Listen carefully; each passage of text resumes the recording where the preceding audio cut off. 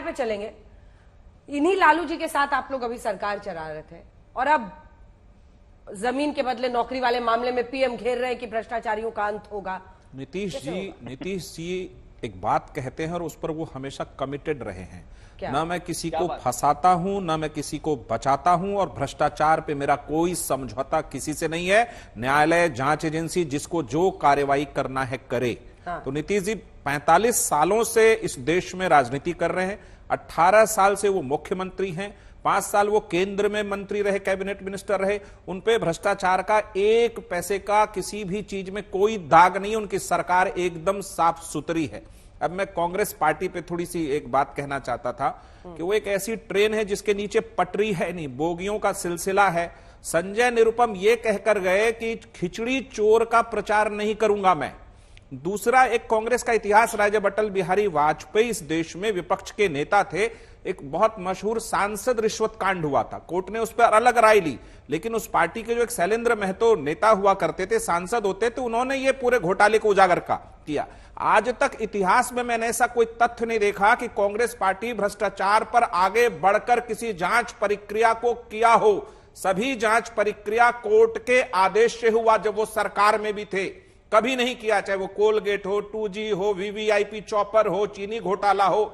नरसिम्हा राव के समय में हुआ था चीनी घोटाला। तो सारे घोटालेबाज आपके यहां जरूर हैं। कांग्रेस पार्टी पहले अपने गिरेबान में झांके।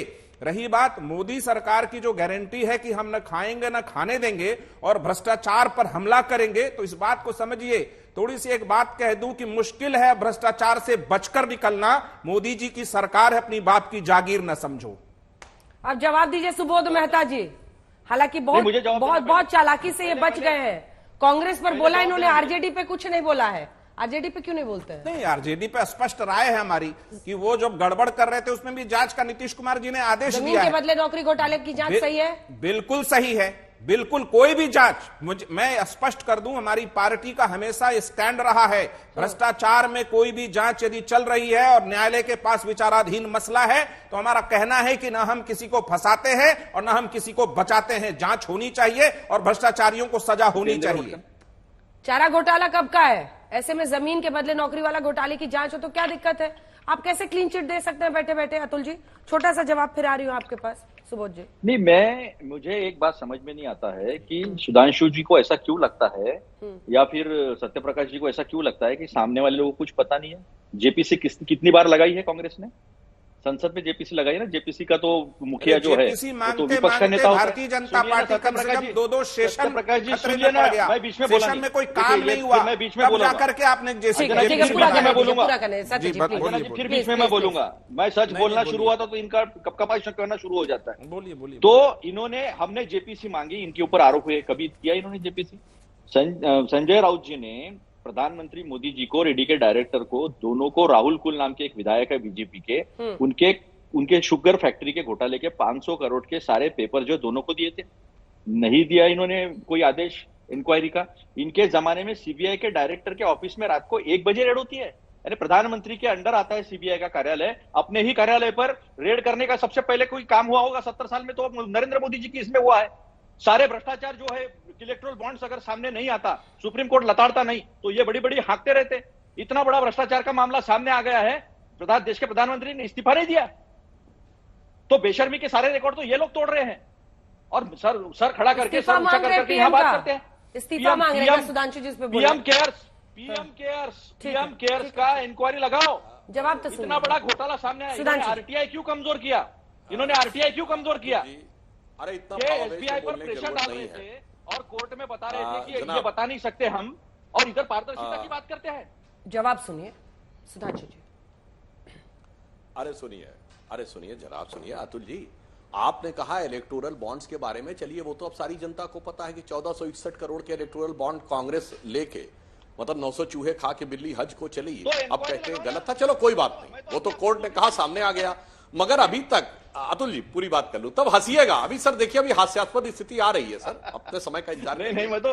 मगर अंजना जी, अभी तक पता नहीं लगा है कांग्रेस की मीडिया की चेयरपर्सन के ट्वीट से, ऑफिशियल ट्वीट से, कंगना रनावत के बारे में जो ट्वीट हुआ था वो तो पता नहीं लगा पाए। भैया गजब है, इलेक्टोरल बॉन्ड पे तो सब कुछ पता लगा रहे हैं। और ये मतलब जिसे कहते चलने का ठौर नहीं, वो पहाड़ लेके चल रहा है। कह रहे अपनी पार्टी के अंदर किसने ट्वीट कर दिया ये तो आज तक बता ना पाया, कहते देश भर का हम सब बता देंगे। ये है हकीकत। अब बताइए अतुल जी, ये कितनी यथार्थ बात है और कितनी हास्यास्पद बात है जो आप कहने की बात करते हैं। और अभी आपने कहा तो मैं सिर्फ एक बात कहना चाहता हूं, आप अजीत पवार आपकी सरकार में मंत्री थे, कांग्रेस का मुख्यमंत्री रहा पूरे जिस समय यूपीए की सरकार महाराष्ट्र में चली। आपसे सिर्फ एक ही सवाल पूछता हूं, उसमें भ्रष्टाचार हुआ था या नहीं, हां या ना? वैसे 2021 में आप ही की सरकार ने, महाविकास आघाड़ी ने उसको समाप्त कर क्लीन चिट दे दी, पर आपसे मैं पूछना चाहता हूं, अब भागिएगा नहीं, बता के जाइएगा, आपकी सरकार में भ्रष्टाचार हुआ था या नहीं? बोलिए हां या ना। ठीक है, एक छोटा सा जवाब अतुल जी, फिर सुधांशु जी से मुझे एक सवाल पूछना है।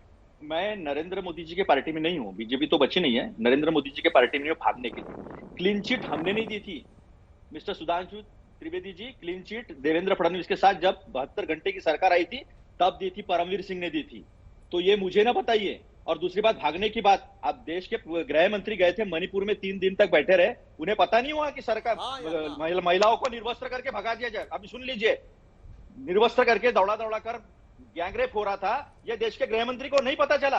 अंकिता यादव को बचाने के लिए आपने, अंकिता यादव के आरोपियों को बचाने के लिए आपने पूरी की पूरी होटल पर गिरा दी, तब नहीं पता चला। ब्रजभूषण शरण सिंह महिलाओं की, पहलवान महिलाओं की इज्जत लूट रहा था, आपको पता नहीं चला, उसके ऊपर कोई कार्रवाई करने की हिम्मत नहीं हुई आपके ऊपर, क्योंकि नहीं 8-10 कॉन्स्टिट्यूंस पे उसका इंपैक्ट है।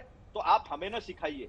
एक बात तो जरूर, महिलाओं का अगर किसी ने अपमान किया होगा इस देश में तो आपके पार्टी ने किया है। कितने कुलदीप सेंगर से लेकर कितने कितने एक से एक निकल के आए हैं, साफ देखा है, लखीमपुर सीरी से देखा है, हाथरस से देखा है, सब देखा है, तो उसकी तो आप बात ही न करें। अब रही बात, सबूत लेके तो कौन बात करेगा पवार के खिलाफ, नारायण राणे के खिलाफ कौन लेके आया था सबूत? उसकी ठीक है, एक बार जवाब देते हैं। ठीक है, एक बार सुधांशु जी देखिए, पूरी लड़ाई, एक सेकंड अतुल जी, अरे आपके नेता भी, आपकी जिन प्रवक्ता की बात हो रही है उन्होंने महिला के खिलाफ लिखा, उनके ट्वीट से हुआ। आप बताइए ना जल्दी से, रोज आप लोगों से पूछते, बताइए कि किसने हाईजैक किया, किसने हैक करके उनसे ट्वीट किया। लेकिन सुधांशु जी एक सेकंड, आप लोगों पे उंगली क्यों उठती है? एक वजह कि 95% जो केसेस और रेड्स हो रही हैं, रेड्स वो विपक्षी नेताओं पर है। आप लोग उनके नेताओं को फिर अपनी पार्टी में शामिल कर लेते हैं, चक्की पिसिंग से वो एकदम गंगा नहा जाते हैं अचानक। उसके बाद, अरे रुकिए सुधांशु जी, मेरा प्रश्न आपसे यह है कि आपके यहां भर्ती का क्राइटेरिया क्या है भाई? इतना जो थोक भाव से आप लोग लेते हैं रोज गुलदस्ता दे दे के, भर्ती का क्या है, क्राइटेरिया क्या है यहां पर? देखिए, आपने कहा कि 95% विपक्ष की पार्टियों के नेताओं के यहां रेड हो रही है। चलिए, 2014 से पहले बताइए कितने प्रतिशत हमारे नेताओं पे भ्रष्टाचार की रेट थी और कितना प्रतिशत विपक्ष की थी? बताइए अतुल जी, 2014 से पहले का बताइएगा। अरे भैया, ये तो वो बात हो गई जो लंबा हिस्ट्री शीटर है वो आके कहे कि साहब ओह, जब से ये वाला थानेदार आया इसने जबरदस्ती पकड़ लिया। अरे पूरी हिस्ट्री शीट है भैया आपकी, आज की नहीं है, कम से कम पिछले 7-8 लोकसभा के जमाने से चली आ रही है। इसीलिए मैंने कहा है, आपकी फितरत, आपकी सियासत ये बिल्कुल वही है जो हमेशा से थी। केवल आज आपके सामने मजबूरी या यूं कहें सारे के सारे भ्रष्टाचारी एक हो गए हैं। इनको न मोदी जी से मतलब है न लोकतंत्र से। ये लोकतंत्र को बचाना, मोदी जी को हटाना तो सिर्फ बहाना है अंजना जी, सिर्फ अपना अपना परिवार बचाना है और अपना अपना भ्रष्टाचार छुपाना है। वास्तविकता ये है। भर्ती का क्राइटेरिया नहीं बताया आपने, बीजेपी में भर्ती का क्राइटेरिया।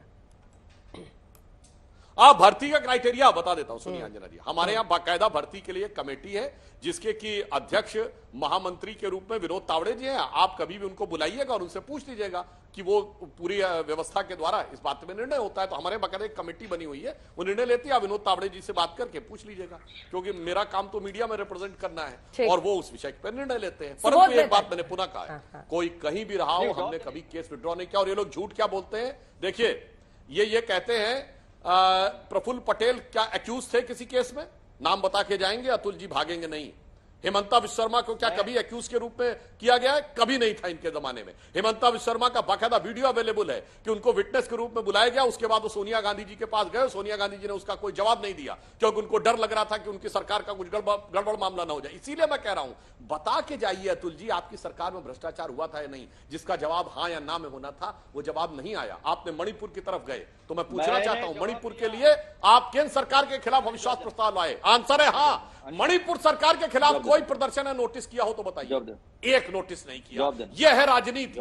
मणिपुर की प्रदेश सरकार के खिलाफ एक वक्तव्य नहीं देंगे, कोई अविश्वास प्रस्ताव का नोटिस नहीं देंगे, दिल्ली में राजनीति करेंगे और जब डिस्कशन शुरू हो जाएगा तो 5% भी नहीं बोलेंगे, कहेंगे प्रधानमंत्री को आना चाहिए, जब प्रधानमंत्री बोलेंगे तो वॉकआउट कर जाएंगे। ये होता है दुखद परिस्थितियों पर राजनीति करना। इसीलिए बता के जाइएगा कि मणिपुर की सरकार के खिलाफ कौन सा नोटिस किस तारीख को दिया गया है।